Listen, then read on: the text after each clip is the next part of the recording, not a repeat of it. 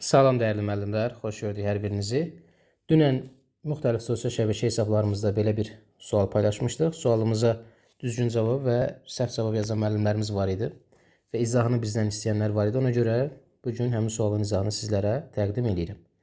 25 sayda verilmiş ardıcıl tək ədədlərdən ən böyüyü ilə ən böyük iki rəqəmli ədədin ədədi ortası 98 olarsa ən kiçiyini tapın.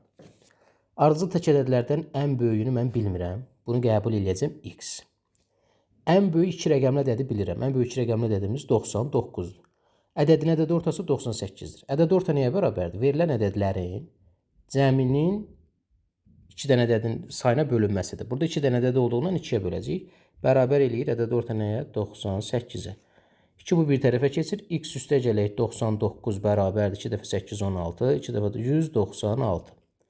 Buradan da x-i tapsaq 196-dan 99'u çıxanda qalır 97. Bu 97 ən böyükdür.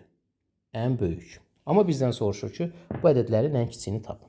Dəyərli müəllimlər, bunu say düsturu var. O say düsturuna da gedə bilərik. Amma sizə daha rahat bir üsul göstərəcəm. Biz bu ədədin ən böyüyünü tapmışıq. Ən böyüyü neçədir? 97. Neçə dənə ədədimiz var? 25 dənə. Bu 25 dənə ədədin 97 birincisini yazmışıqsa, yəni ən böyüyünü, geriyə 24 dənə ədəd qalır. Amma ardıcıl tək dediyindən, ardıcıl tək ədədlərdə, ardıcıl cüt ədədlərdə 2 artır. Onda ən kiçik ədəd 24, yəni sayı birini yazmışıqsa geriyə 24 ədəd qalır. 24'ü vurursan 2-yə çıxırıq 97-dən. 48 eləyir.